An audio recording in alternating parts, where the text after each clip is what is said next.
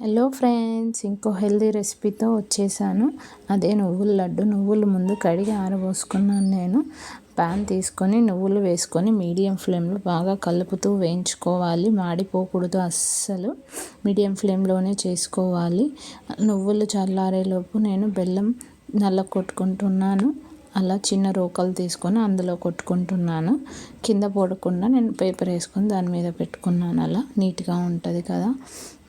నువ్వులు చల్లారిపోయాయి. ఆ లోపు ఒక మిక్సీ జార్ తీసుకొని అందులో కొన్ని నువ్వులు కొంచెం కొంచెం వేసుకొని అందులోనే బెల్లం యాడ్ చేసుకుంటాను.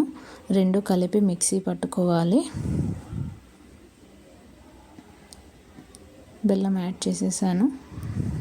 మిక్సీ పట్టిన తర్వాత మధ్యలో ఆఫ్ చేసి అలా మొత్తం ఒకసారి కలుపుకొని మొత్తం అయిపోయాక అలా మొత్తం ఒకసారి మళ్ళీ మిక్స్ చేసుకోవాలి. ఎందుకంటే బెల్లం ఉంటుంది కదా. జీడిపప్పు కట్ చేసి పెట్టుకున్నాను. అదే ప్యాన్లో కొంచెం నెయ్యి వేసుకుంటున్నాను. 3 టేబుల్ స్పూన్స్ వేసాను నేను, సరిపోయింది. నెయ్యి హీట్ అయిన తర్వాత అందులోనే జీడిపప్పు వేసి మీడియం ఫ్లేమ్లోనే వేగనివ్వాలి. జీడిపప్పు అప్పుడే టేస్ట్ బాగుంటుంది. కొంచెం వేగిన తర్వాత అందులోనే కొబ్బరి కూడా యాడ్ చేసుకోవాలి. కొబ్బరి వేయగానే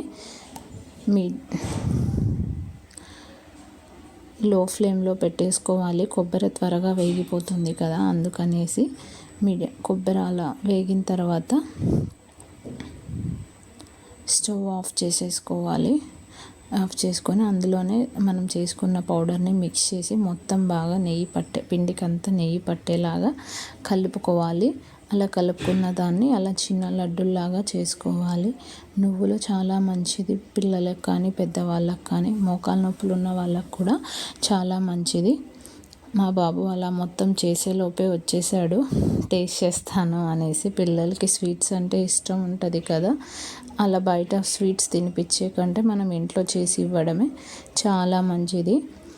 టేస్ట్ చేసి చాలా బాగుందమ్మా అని చెప్తున్నాడు. మా బాబు కూడా స్వీట్స్ అంటే ఇష్టం. Please subscribe my channel friends.